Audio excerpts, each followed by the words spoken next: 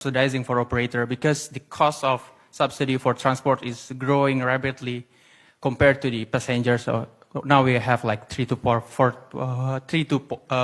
trillion. How do you manage this, those delicate balance between subsidizing for operator or subsidizing for the passenger? Thank you. Thank you. And you're with the school, right? Yeah, I'm an MPP senior. You're an yeah. MPP senior. Excellent. Okay. We'll take the second question here. The gentleman behind and then the one in front. Selamat sore, Mas Anies. My name is Chrysler. I'm within the school. Chrysler. I can concur the enjoyment experience when walking in the sidewalk of Jakarta. I used to work in Jalan Sudirman. Oh. But what I'm interesting in questioning is that despite the innovation that you introduce, how do you empower the bureaucrats so they can put the innovation stays? They don't throw away the sidewalk when you left the office. Thank you. Thank you. Okay. Go ahead.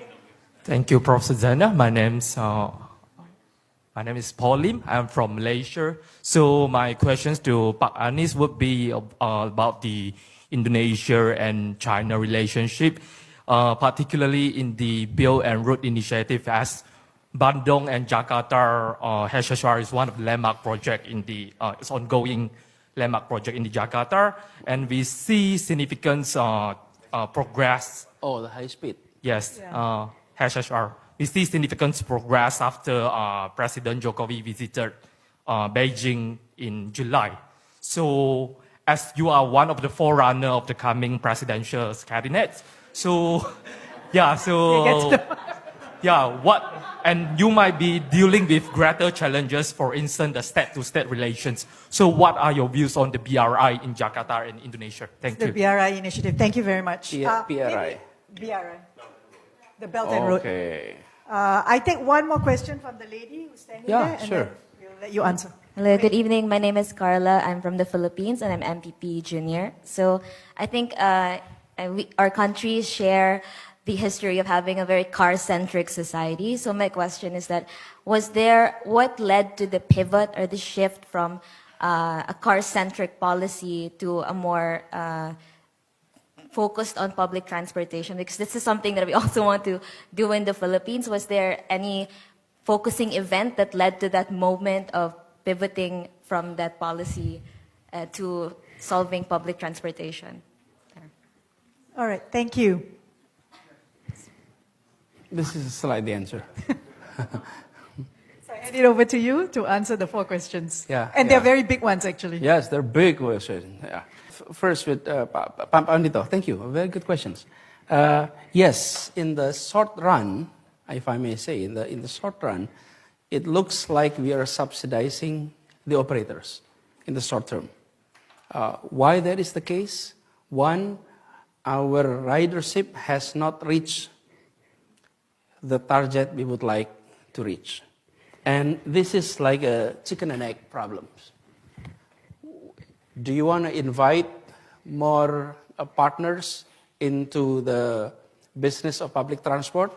You need to have high ridership.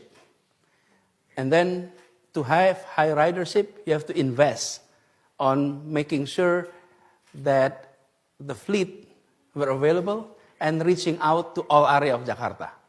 So in our model is this: we invested now, we subsidize, and this will continue to grow. And as it grows, we will then rely on non-fare box revenue. Instead of like today, we're relying on fare box revenue, and the difference is being subsidized. So we are pretty sure that as this continue, we will be seeing that trend. Number 2 is on the TOD development. The TOD development will bring in a lot of investment, and it will also change the equations on the public transport expenses.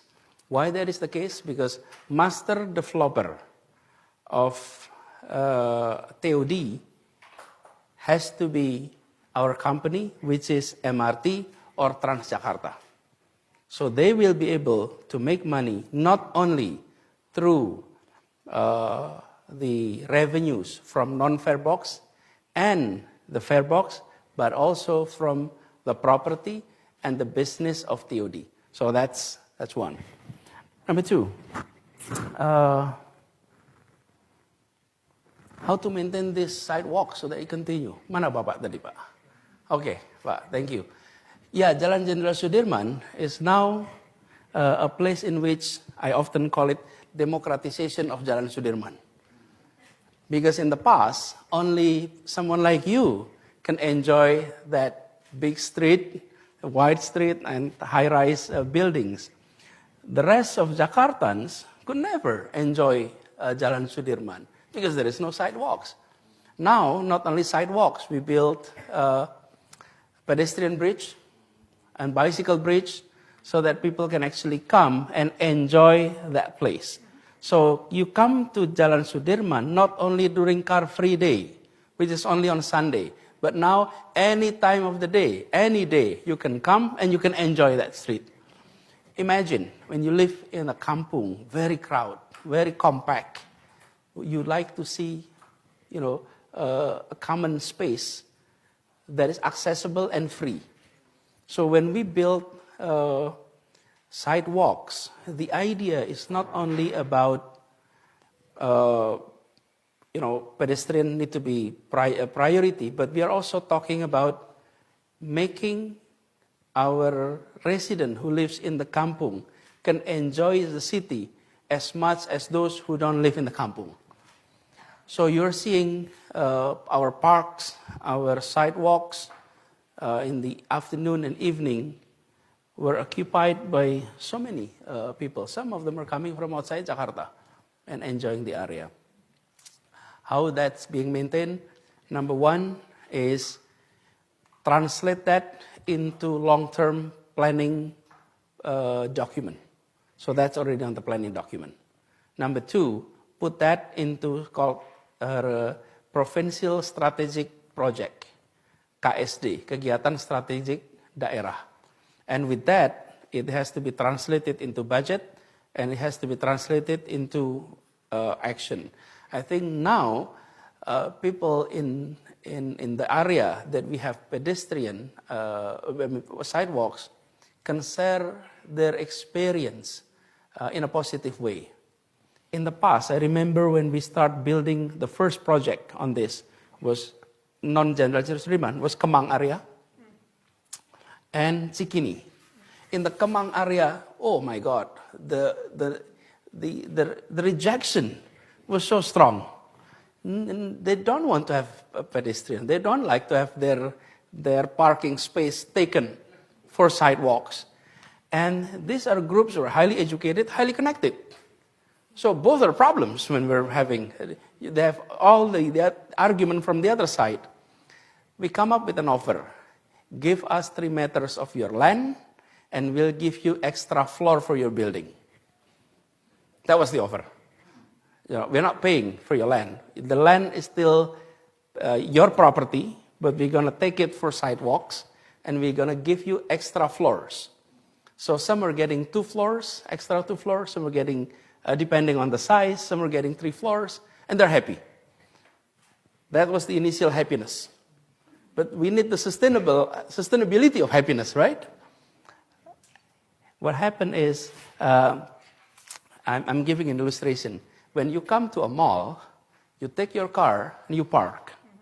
After you park, you walk in the malls and trying to decide which restaurant you will eat as you walk, right?